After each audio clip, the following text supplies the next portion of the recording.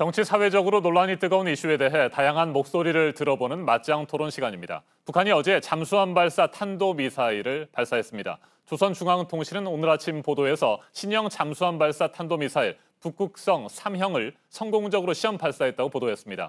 북미 실무협상 재개 일정을 밝힌 지 하루 만에 또다시 미사일을 쏘아 올린 겁니다. 발사 의도가 무엇인지, 그리고 오는 5일 재개될 예정인 북미 비핵화 실무협상에는 어떤 영향을 미칠지 짚어보도록 하겠습니다. 먼저 출연자들을 소개해드립니다. 제 오른쪽입니다. 양무진 북한대학원 대학교 교수 나오셨습니다.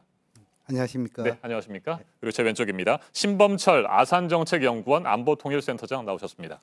예, 반갑습니다. 네, 어서 오십시오. 조선중앙통신 보도에 따르면 북한은 어제 신형 잠수함 발사 탄도미사일 북극성 3형을 고각 발사 방식으로 쏘아 올렸습니다. 이번 시험 발사의 성공은 외부 세력의 위협을 억제하고 자위적 군사력을 강화하는 데 새로운 국면을 개척한 중대한 성과라고 북한은 주장했습니다. 본격적인 토론 시작하겠습니다.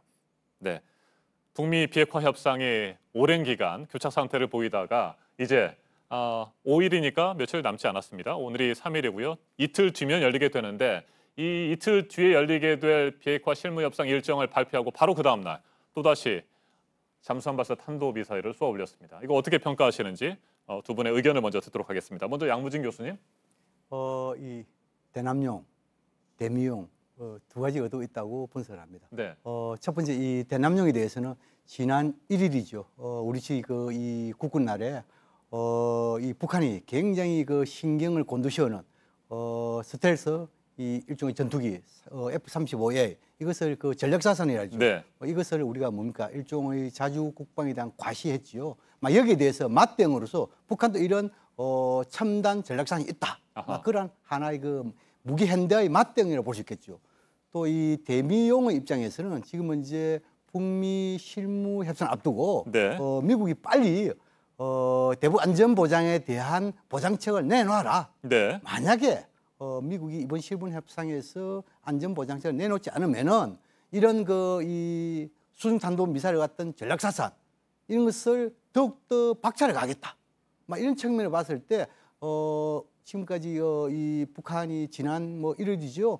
이 미국이 예를 들어 새로운 셈법을 내놓지 않으면은 일종의 뭡니까 새로운 길 모색 운운했죠. 그런 차원에서 미국이 대북 안전 보장에 대해서 새로운 방안을 내지 않으면은 이런 탄도 미사일 개발 같은 핵 고도화로 가겠다. 이러한 메시지가 담겨 있는 것으로 분석합니다. 네, 우리 정부와 미국에 동시에 메시지를 보낸 것이다. 이런 평가이시군요. 신범철 센터장님은 어떻게 생각하세요? 큰 틀에서 동의합니다. 네. 결국 북한의 도발이라는 것은 다목적이 있는 거죠. 한국에 대한 압박, 미국에 대한 압박. 근데 지금 비핵화 실무 협상을 앞둔 상황에서는 보다 미국을 중점을 둔 것이 아닐까 생각하고요. 결국 북한의 카드라는 것이 트럼프 행정부가 양 교수님께서 말씀하신 것처럼 새로운 계산법을 가지고 오지 않으면 계속해서 이러한 전략 도발을 함으로써 내년 재선 가도에서 상당한 부담을 줄 수 있다. 그러니까 북한이 요구하고 있는 단계적 비핵화의 제재 완화. 저는 체제 보장보다는 제재 완화 쪽에 여전히 북한이 관심을 두고 있다고 보고 있고요. 그런 협상 카드를 이번에 실무 협상에서 가져와라 하는 무언의 압박이라고 생각합니다. 네, 잠수함 발사 탄도 미사일.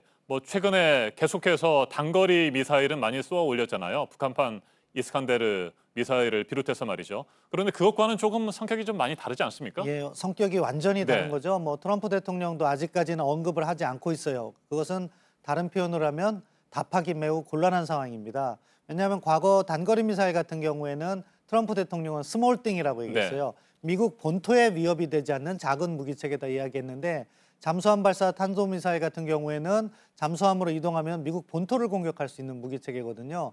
그래서 저희가 그것은 전략 무기체계로 구분을 해서 관리해 왔는데 그런 것을 스몰띵이라고 할 수 없는 상황이죠. 그러니까 상당히 부담이 되는 상황인 거죠. 그런 부분을 갖다가 북한이 활용했다고 봅니다. 무엇이냐? 미국이 최종 카드를 가져오기 전에 북한은 미국이 용인할 수 있는 최대치가 무엇인가를 테스트해 본 거죠. 그런데 이번에 성공했습니다. 왜냐? 국무부도 특별히 언급하지 않고 트럼프 대통령도 아직 SLBM에 관련해서는 언급하지 않는 거죠. 그것은 무엇이냐? 이번 실무회담에 임하고자 하는 미국 측 의도가 나와 있다고 생각하고 결국 약간 북한이 원하는 방향으로 제재 완화가 포함된 대안을 내놓을 것이라고 생각합니다. 네, 미국은 북한을 향해서 도발을 자제하고 협상에 주력해라. 이런 정도의 반응만을 보였습니다.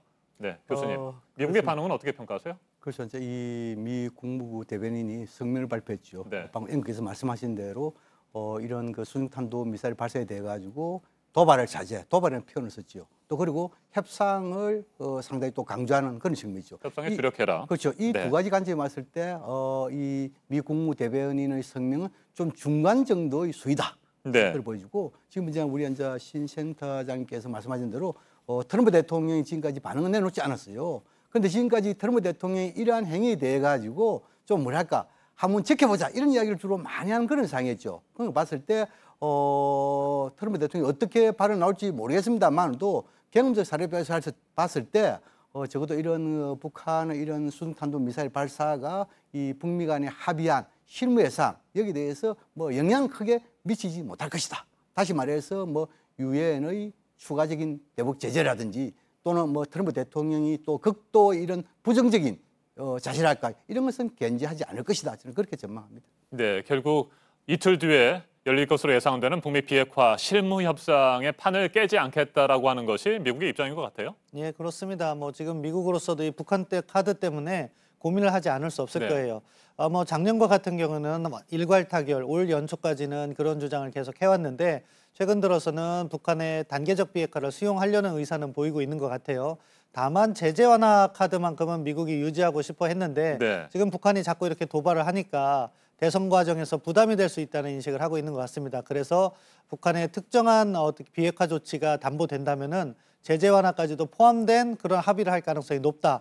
이제 뭐 오늘 아침에 보니까 미국의 일부 매체예요, 폭스뉴스라고 해서 네. 이 매체는 지난번 하노이 때 스몰 딜을 예상하면서 나름대로 구체적인 안을 이렇게 제시한 바가 있고 그게 사실과 되게 부합하는 부분이 있었습니다. 그러니까 오늘 새벽에 그쪽에서 내온 안이 맞을 가능성이 있는데 그 내용은 뭐냐? 북한이 영변을 검증 가능하게 포기한다면 미국이 천연자원, 석탄과 섬유 수출을 네. 유예해 주겠다. 36개월 동안 그런 제안을 냈습니다. 이게 미국의 카드일 수 있고 북한의 판단 여하에 따라서는 합의가 될 수도 있다. 다만 중요한 것은 이렇게 단계적으로 갔을 때 다음 단계의 북한 비핵화를 담보할 수가 없기 때문에 이 부분을 저희가 어떻게 확인할 것인가가 관건이라고 생각하고 이번 실무회담은 북한 태도 여하에 따라서 어느 정도 타협 가능성도 존재한다고 생각합니다. 네, 양 교수님께서도 북한이 이번에 말이죠 협상 과정에서 영변 핵시설을 검증 가능한 수준으로 뭐 해체하겠다, 뭐 폐쇄하겠다 이런 방침을 밝힌다면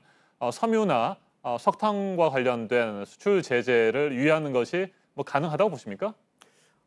글쎄요. 뭐 이번 실무상에서 이 일종의 뭔가 탐색전의 성격이 있기 때문에 최종의 패는 북미 모두 다 보여주지는 않을 것이다 저는 아하. 생각하고 그 말씀드리기 전에 조금 더 보완해야 될 필요가 있는 것이 이번 이 북한의 이 수중탄도 미사일 시험 발사에 있어 가지고 김정은 위원장이 현지 지도를 안 한 것으로 지금까지 알려지고 있어요. 네. 이것도 상당히 이례적인 것이죠.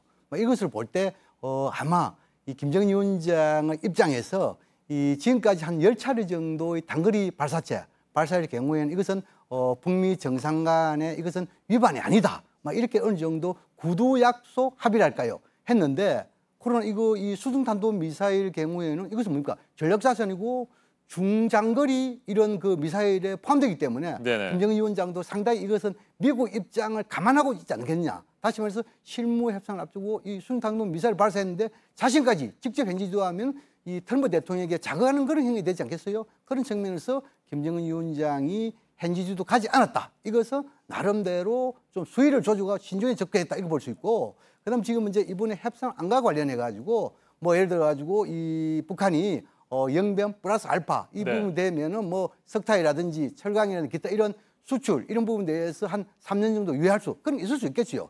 그러나 지금까지 남북미 모두가 이 한반도의 비핵화와 평화체제, 관계 정상 이런 부분에 있어 가지고 이야기를 종합해 보면은 네. 이번 협상에 있어서 핵심적인 근간은 지난 싱가포르지요. 6.12 합의사항이 4개의 조항이 되어 있잖아요. 네. 이 4개의 조항에 대해서 좀 살을 붙이고 구체화하는 이러한 협상안을 서로 제시할 것이다. 저는 그걸 보거든요. 그런 측면에서 큰 틀에서 지금 이제 1조가 뭡니까? 첫 번째 조항은 이 북미 관계의 새로운 수립 아닙니까? 네. 여기 대해서는 연락사무소 설치 정도. 두 번째는 한반도 평화체제 구축이라는 조항이 있잖아요. 여기 대해서는 종전선언 또는 평화선언 채택 정도. 그리고 네 번째 조항은 미군 유해 발수안이잖아요. 이것은 네. 뭐 양측이 공동 발굴한다. 이 세 가지 조항에 대한 합의는 그렇게 어렵지 않을 것이다. 이거 보여주고 이제 앵커께서 그리고 우리 신 센터장님께서 말씀하신 대로 세 번째 조항인 완전한 비핵화와 상응 조치겠죠. 네. 여기에 대해서 지금 이제 지난 하노이에서는 결국 뭡니까? 플러스 알파대 그리고 5가지의 대북제 제재 이걸 둘러싸고 소위 말해서 합의 채택이 안 됐잖아요. 그렇다면 적어도 영변 핵시설의 영구 폐기 이것은 좀 기본이 될 것 같아요. 여기에 대해서 아마 미국이 예를 들어 가지고 미국은 대북 제재를 유지해야 되기 때문에 그렇다면 대북 제재 유지하면서도 우회적으로 북한 입장을 수용할 수 있는 것이 남북 경협이 되겠죠. 네. 남북 경협에서 개성공단, 금강산 재개정됐고 여기에 대해서 북한이 혹시 이번 협상에 있어 가지고 영변 외에 플러스 알파에 대해서 좀 더 유연한 자세를 가진다면 아마 미국 입장에서는 대북 제재 이 5개 이런 부분에서 한두 개 정도 나름대로 완화하는 그런 식으로 해가지고 양측 간에 좀 뭐랄까 합의에 가지 않을까 그렇게 전망합니다. 네. 자, 북한이 어느 정도나 구체적으로 비핵화 조치에 대한 의지나 계획을 밝힐 것이냐. 그리고 그에 따라서 미국이 어느 정도의 상응 조치를 할 것이냐. 이게 뭐 이번에도 관심이 되는 상황입니다. 일단 지난 2월 하노이 회담이 노딜로 끝난 이후에 김정은 위원장은 상당히 뭐 상처를 받았다고 할 수도 있잖아요. 그래서 계속해서 뭐 기싸움을 미국 측과 벌였었는데 그 이후에 보다 진전된 계획안들을 좀 가지고 만들어서 이번 실무 협상에 나올까요? 뭐 북한이 지금까지 공식 발표한 거 보면은 아직 북한의 입장은 변화가 없는 거죠. 네. 그러면서 미국이 새로운 계산법을 가지고 나와야지 우리가 그것을 받아들이겠다. 일종의 좀 고압적인 자세를 유지한다고 볼 수 있겠는데요. 그럼에도 불구하고 현실을 부인할 수는 없을 겁니다. 북한 경제가 계속해서 어려워지고 있고 지금 상황에서 북한 경제가 어느 정도 유지되는 모습을 보이지만 그것을 위해서는 누군가가 갖고 있었어야 하는 달러를 계속해서 쓰고 있다는 거죠. 아하. 그것이 고갈됐을 경우 북한 경제에 미칠 수 있는 충격이 있기 때문에 북한으로서도 어느 정도 타협 필요성은 인식하고 있을 것이다. 그 점을 미국은 잘 활용해야 된다고 생각하고요. 지금 얘기되고 있는 것처럼 기본적으로 이 북핵 문제를 완전히 풀기 위해서는 북한이 비핵화의 최종 상태, 그러니까 지금 북한이 이야기하지 않고 있는 핵무기와 핵물질까지도 포기한다는 이야기를 하고 네. 몇 단계에 거쳐서 그것을 포기한다는 로드맵을 합의해주면 신뢰도가 높아지고 저희 같은 안보를 걱정하는 사람들도 그 부분에 긍정적인 평가를 해줄 수 있는데 북한은 끝내 그 부분만큼은 감추고 있어요. 그러면서 단계적 협상을 하자고 하니까 걱정은 되는데 이러한 단계적 협상을 하더라도 북한이 자신의 비핵화 시설, 영변과 기타 농축우라늄 시설을 확실히 내놓고 그것에 대해서 적정한 보상, 저는 제재 자체를 양 교수님께서 말씀하신 것처럼 몇 가지 제재를 완전히 해제해 주는 것은 부적절하다고 생각하고요. 그 제재의 내용을 특정 기간 동안 유예함으로써 만약에 북한이 제대로 된 이행을 하지 않으면 제재가 자동으로 다시 살아날 수 있게 그 정도를 갖다가 합의를 이뤄낸다면 긍정적으로 평가할 수 있겠습니다. 네, 양 교수님. 미국 측은 지난 2월 하노이 회담에서 이른바 빅딜을 주장을 한 것으로 전해지고 있습니다. 영변 플러스 알파, 앞에서도 말씀을 하셨습니다만 그런 입장에서 이제 조금은 물러서서 북한 측의 뭐 다양한 제안이라든지 이런 것들을 받아들일 여유는 좀 생겼다고 보십니까? 저는 그렇게 생각합니다. 네. 이번 실무 협상이 있어가지고 지금까지 북한이 이런 이 미국에 대한 새로운 계산법 요구할 때 새로운 계산법이 뭐냐 이에 대해서 구체적 이야기를 하지 않았습니다. 네. 그러나 최근에 북한의 미국 국장 또 그리고 최선희 이에 보면 좀 구체화되어 있어요. 첫 번째는 제도 보장, 두 번째는 경제 제재 해제 아니겠습니까? 이런 구체한 부분에 대해서 미국도 나름대로 화답하고 있다. 다시 말해서 트럼프 대통령은 이 리비아식 모델을 강조하는 볼턴 보장 해임의 사유에 대해서 좀 구체적으로 이야기했잖아요. 또 그리고 지금 이제 비건 대표도 좀 뭐랄까 유연성 여기에 대해서 계속 강조하고 있죠. 네. 그럼 지금 봤을 때 아마 북한도 이러한 미국의 이런 변하는 모습을 보인 상태에서 지난 하노이에서 일종의 토론이 되었던 플러스 알파 부분에 대해서도 북한도 나름대로 좀 긍정적으로 준비하고 있는 것이 아닌가 보여지고 미국도 이러한 플러스 알파 부분이 어느 정도 나온다 하면은 제재 해제라는 안전 보장에 대해서 좀 적극적으로 할 준비가 되어 보여지고 중요한 대목은 미국도 지금 이제 욕은 하고 있지만도 영변 플러스 알파와 관련해서 플러스 알파가 무엇인가 정확하게 지금 이야기를 하지 않고 있습니다. 우리 신 선생도 지금 이제 정확하게 지금 나온 게 없잖아요. 여기서 이런 부분에 대해서 지금 이제 우리가 세 가지 정도 예측은 가능합니다. 이 플러스 알파가 소위 말해서 영변 시설 외에 농축 시설을 이야기하는 것인지, 네. 아니면 핵과 그 미사일, 프로그램 전체를 이야기하는 것인지, 핵 미사일 프로그램 뛰어넘어가지고 WMD, 다시 말해서 생화학 무기라든지 이런 모든 것을 포함하는 것인지, 이런 부분에 따라 가지고 상당히 다를 수 있다는 것이죠. 그러나 제가 보기에는 지금 이제 북한 입장에서 좁은 단계에 있어 가지고 좀 뭐랄까 의심가는 농축 시설 플러스 알파 이걸 하면은 북한도 좀 더 긍정적으로 검토하지 않겠냐 생각이 들고, 가장 넓게 예를 들어 생화학 무기까지 이런 것은 완전히 이 북한 입장에서는 무장 해제를 네. 요구하는 그런 책임제, 이러한 것을 만약에 미국이 요구한다 하면 협상은 쉽지 않을 것이다. 저는 그렇게 전망합니다. 네, 두 분의 말씀을 종합을 해보면요. 어제 북한이 신형 잠수함 발사 탄도미사일을 발사했지만 미국의 반응도 그렇고 일단 비핵화 실무협상 재개를 앞둔 분위기가 썩 나쁜 것은 아니다. 예전보다는 그래도 많이 부드러워졌다. 이 부분은 의견의 일치를 보이시는 것 같습니다. 다만 또 일부 우려도 제기를 하셨던 내용인데요. 또 하나 우려되는 것이 북미 비핵화 실무협상 재개되는 날짜가 5일이고 그 전날 4일, 내일입니다. 현재 시간으로 따지겠습니다만 4일에 예비 접촉을 하기로 돼 있었잖아요. 예비 접촉을 한다는 것이 과연 무슨 의미일까? 예비 접촉이 뭔가 성공적으로 이루어지지 않는다면 실무협상을 하지 않겠다는 뜻인가? 이런 해석과 우려도 나오는데 이건 어떻게 보세요? 이게 북한 입장에선 예비 접촉을 강조했다는 네. 것이 미국이 새로운 계산법을 가지고 왔는지를 확인한 다음에 실무 협상을 하려는 의도가 아닐까 생각합니다. 최근 많은 협상에서 북한이 실무 협상이든 고위급 협상이든 그 앞에 예비 접촉을 강조한 적은 없었습니다. 그렇죠. 90년대에 사자 회담 할 때 북한이 그 부분을 갖다 강조하면서 협상을 조금 더 까다롭게 진행했던 전례는 있지만 최근에 그렇지 않던 모습을 바꿔서 예비 접촉을 강조한 것은 북한이 그간 이야기해온 새로운 계산법을 미국이 가지고 왔느냐 하는 부분과 관련해서 확인을 해서 만약에 없다고 하면은 실무 협상까지 가지 않으려는 북한의 의도가 있는 거고요. 네. 다른 한편에서 미국의 의도를 우리가 좀 이해할 필요가 있다고 생각하는데요. 트럼프 대통령의 협상 전술을 보면요.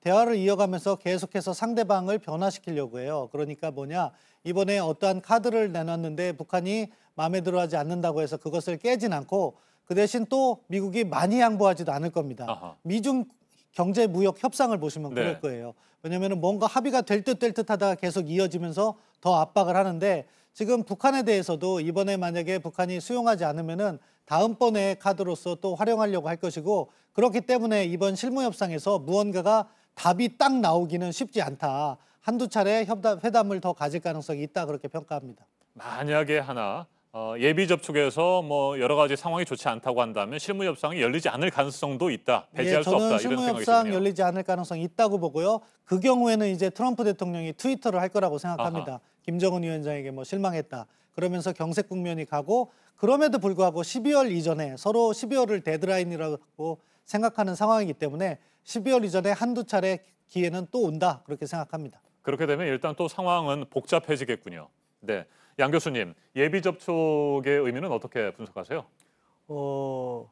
협상의 관점에서 경험적 사례 비춰보면은 예비회담, 봄회담 이런 용어가 있습니다. 네. 이럴 경우에 예비 접촉, 예비회담에서는 주로 뭐냐면은 회담의 날짜라든지 장소라든지 또 그리고 회담 수석 대표의 격이라든지 또 숫자라든지 제일 중요한 것은 협상의 의제 이런 거 하겠죠. 그런데 지금 문제는 뭡니까? 협상의 날짜 이런 거 다 정해졌고 협상 수석 대표의 격도 정해져 있잖아요.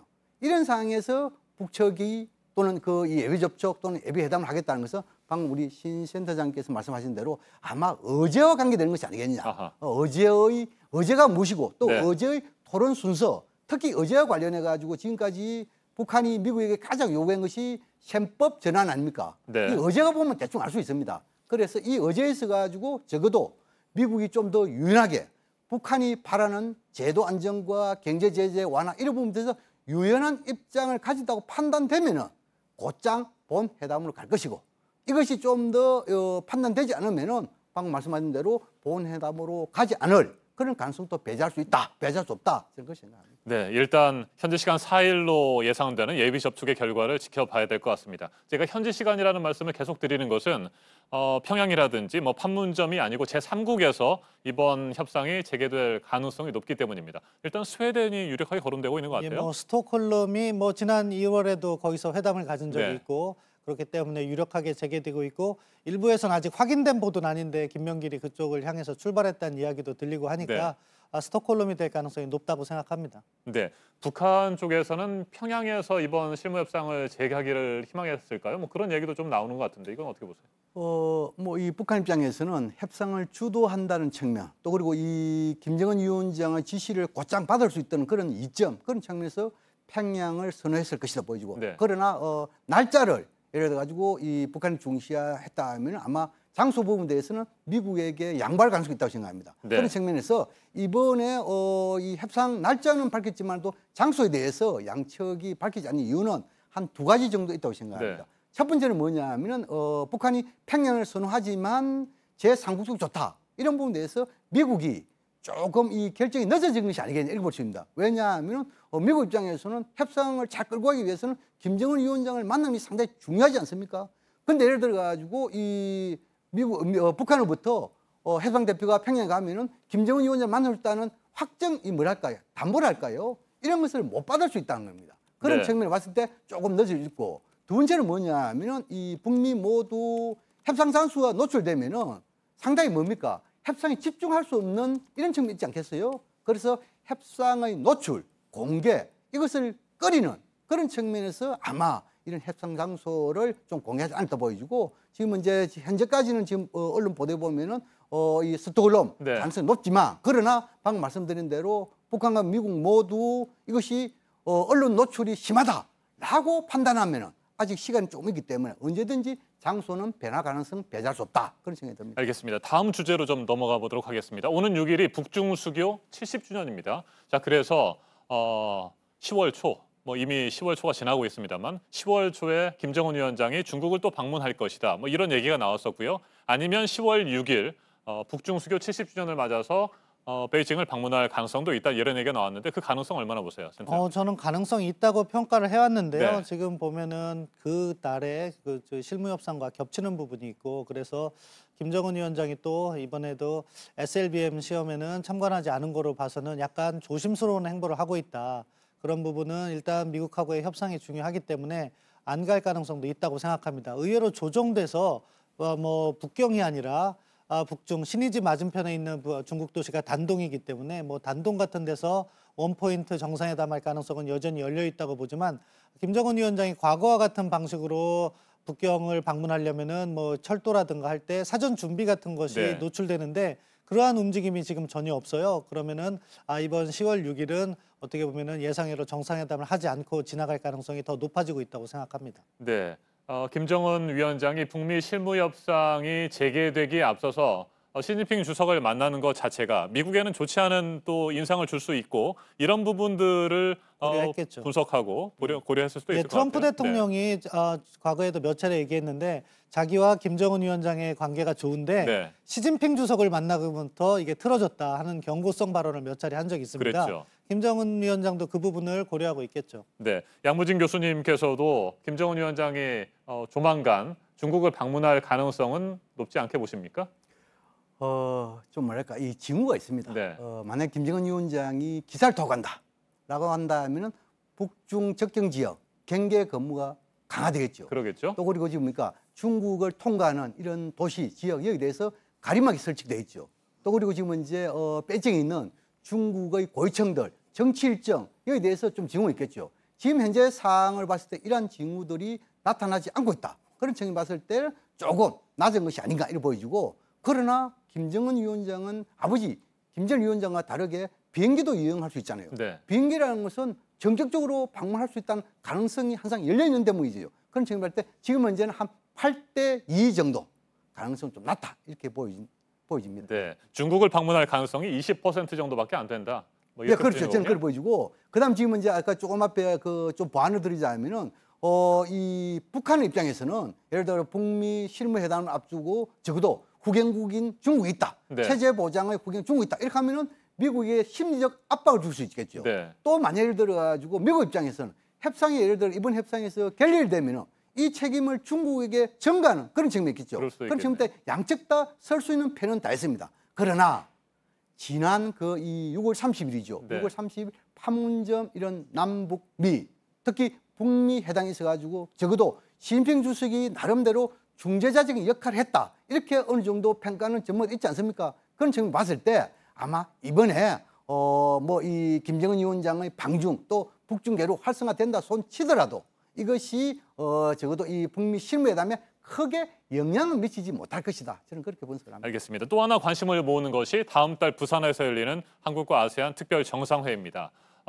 이 회담에 김정은 위원장을 초청했고요. 과연 김정은 위원장이 이번에 한국에 올 것이냐 말 것이냐 이 부분에 대해서 뭐 여러 가지 전망들이 엇갈립니다. 일단 우리 정부는 올 가능성도 있다는 의견인 것 같은데 어떻게 보십니까? 예, 뭐 가능성 자체는 열려 있는데 네. 그 높지 않다고 생각합니다. 8대 2도 아니고 저는 9대 1 정도로 올 가능성이 현재로서 낮다. 왜 그러냐면은 10% 정도밖에 안 된다? 예. 10%도 아마 안 될 거라고 그렇게 생각하는데 왜 보시는군요. 그러냐면은 일정 때문에 그래요. 지금 김정은 위원장이 전략적 결단을 내려서 북미 협상과 무관하게 한국을 방문하겠다 하면은 11월에 참여하기가 뭐 용이할 겁니다. 네. 그런데 북미 협상을 타결한 다음에 오겠다고 하면은 지금 실무 협상하죠. 그다음에 고위급 협상해야 되죠. 그다음에 정상회담 하고 그러면서 제재가 완화돼서 남북 간의 경협 사업이 담보가 돼야지 부산에 올 수 있다. 그런데 지금 2달도 채 남지 않은 상황에서는 너무 촉박하다. 뭐 정부로서는 계속해서 그걸 추진할 수도 있다고 보지만 실현 가능성은 높지 않다. 이 부분은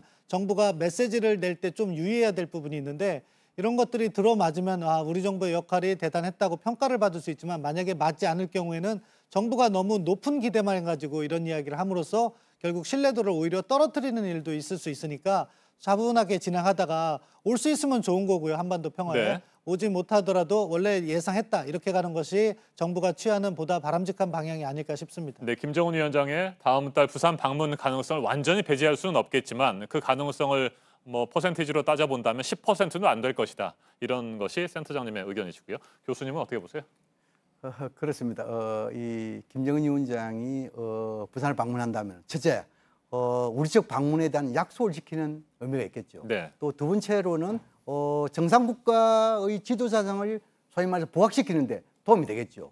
세 번째는 김정은 위원장이 가장 시급한 과제가 주민생활 향상 경제력 국가 아닙니까? 그렇다면 적어도 동아시아, 아시안 국가들의 경제협력 이런 기회가 되겠죠. 그런 측면에서는 나름대로 의미가 있다 보여지고 그러나 적어도 김정은 위원장이 올라가면 준비할 시간이 필요합니다. 또 그리고 우리도 뭐냐면 적어도 김정은 위원장이 온다 하면 우리도 선물을 준비해야 되잖아요. 선물을 준비한다는 게 그건 뭡니까? 적어도 북한의 비핵화가 어느 정도 진전이 돼야만이 남북 경협이나 이런 선물도 주잖아요. 그렇다 하면은 지금 이제 관건은 오고 안 오고 관건은 아마 북미 간의 회담, 네. 북미 정상회담에 대해서 비핵화와 관계 정상화에 대한 어느 정도의 합의를 할 것인가 이러한 부분이 김정은 위원장이 부산에 올 것인가 말 것인가 그 확률이 높을 것인가 낮을 것인가 이것을 정하는 변수가 아닌가 저는 그렇게 생각합니다. 네, 북미 실무 협상의 결과부터 일단 지켜볼 필요가 있어 보입니다. 다음 달 부산에 김정은 위원장이 올지 말지 이 부분을 예측하기는 현재로서는 쉽지 않고 그렇다고 본다면 최근에 뭐 그런 보도가 있었습니다. 트럼프 대통령이 내년 초쯤에 뭐 봄쯤에나 평양을 방문하고 김정은 위원장은 9월 뉴욕에서 열리는 유엔 총회에 참석해서 연설을 하는 방안에 대해서 김정은 위원장이 트럼프 대통령에게 뭐 제안을 했다 뭐 이런 보도가 있었는데 그것도 뭐 사실은 뭐 전혀 알 수가 없겠군요. 예, 그렇죠. 뭐 네. 그렇지만 가능은 해요. 왜냐하면 네. 트럼프 대통령으로서는 만약에 북한의 비핵화 조치가 잘 이루어진다면 자신의 외교적 성과가 되는 것이고 그러면은 평양을 방문할 수 있습니다. 그 시기도 김정은 위원장이 그 정치적인 요인을 잘한다고 평가하는 것이 1월, 2월이 좋아요. 왜 그러냐면 그때 미국의 경선이 막 시작되거든요. 아하. 그러니까 그런 것을 제안하면서 무언가 양보를 얻어내려고 하는 건데 근데 그거보다도 더 중요한 게 비핵화입니다. 이것이 네. 해소가 돼야지 트럼프도 외교적 성과로 내세울 수 있는 건데 그 부분만 잘 진행된다면은 앞서 말씀하신 그 시나리오 가능하다고 생각합니다. 네, 결국에 비핵화에 대해서 어느 정도나 진전된 안을 북한이 제출할 것이냐 그리고 그에 대한 상응 조치를 미국이 어느 정도나 해줄 것이냐 이 부분이 중요할 것 같습니다. 공감합니다. 예를 들어 가지고 트럼프 대통령이 평양에 간다라고 하면 적어도 북미 수교, 뭐 연락사무소 이상의 대사관 설치 있어야 되고 또 김정은 위원장이 워싱턴 갔다 하면은 완전한 비핵화에 대한 이것을 내놔야 되잖아요. 근데 지금은 이제 탑다운 방식에서 아직까지는 그러한 수준까지 과연 갈 수 있을까? 지금은 이제 예를 들어 북미 간의 3차, 4차 정상회담다라고 하는 것은 네. 이것은 마무리 회담이 아니고 중간 단계의 회담이다 저는 그거 보거든요. 그런 측면을 봤을 때 적어도 내년에는 지금 이제 미국의 대선 상당히 이 신중하면서 아주 민감한 그런 거 아닙니까? 그런 측면에 봤을 때 김정은 위원장의 이 워싱턴 방문 또 그리고 트럼프 대통령이 과연 미국의 대선을 앞두고 평양에 갈 수 있을까? 그런 측면에 봤을 때 그 가능성이 좀 낮은 것이 아닌가 저는 그렇게 전망합니다. 알겠습니다. 오늘 여기까지 듣겠습니다. 맞짱 토론 양무진 북한대학원 대학교 교수, 신범철 아산정책연구원 안보통일센터장과 함께했습니다. 두 분 토론 잘 들었습니다. 감사합니다. 감사합니다.